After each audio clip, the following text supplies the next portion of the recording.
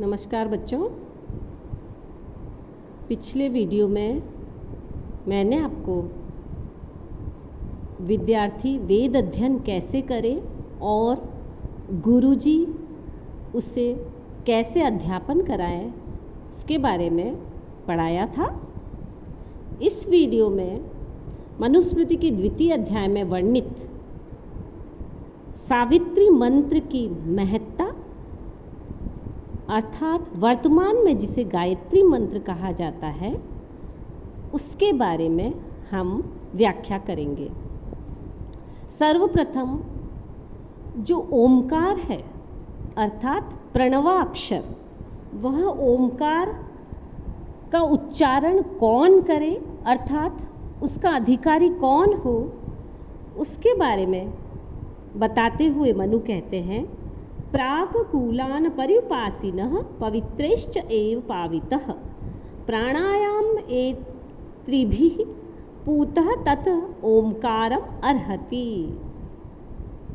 अर्थात प्राककूलान्, प्राक अर्थात पूर्व की तरफ निकली हुई, कूल अर्थात कुशों वाले, आसन कैसा हो जो पूर्व की तरफ जिसकी कुशाएं निकली हो, तथा पर्युपासिनः जिस पर बैठा हुआ, पवित्रै पावितः चः, पवित्रै अर्थात दर्भ निर्मित पवित्रों से, और पावितः अर्थात पवित्र हुआ, तब प्रत्यय है जो भूतकालिक अर्थ बताता है।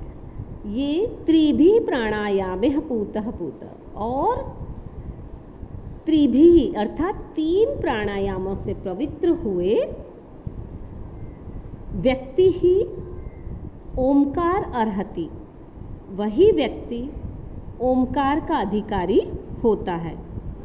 यदि वह 3 प्राणायामों से युक्त नहीं है तो वह ओमकार का अधिकारी नहीं होता।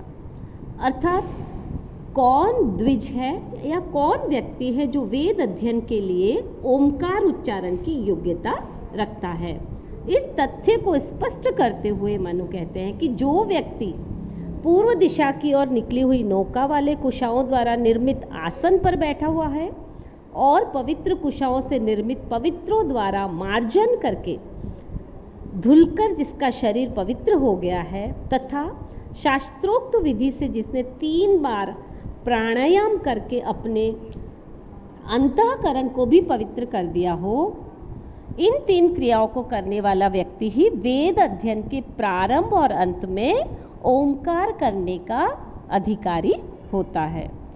चूंकि मनु ने ओम उच्चारण हेतु शरीर की आंतरिक पवित्रता और बाह्य पवित्रता दोनों की अनिवार्यता का कथन किया है, हम जिस गायत्री मंत्र को वर्तमान में समझ रहे हैं उसे मनु ने सावित्री मंत्र का नाम देते हुए ओमकार और जो महाव्यारतियाँ हैं, ओमकार के पश्चात भूर्भुवः स्वः, ये तीनों महाव्यारतियाँ कहाँ से उत्पन्न हुई, इस मंत्र की उपादेयता क्या है और यह मंत्र जपने के क्या क्या फल है, इसका पूरा विवरण मनु ने द्वितीय अध्याय में कुछ श्लोकों के माध्यम से दिया है, जिसमें 76वें श्लोक में मनु कहते हैं, अकारम च अपि उकारम च मकारम च प्रजापति वेद त्रयान निर्दुर्दः भूर्भुवस्वर इति च।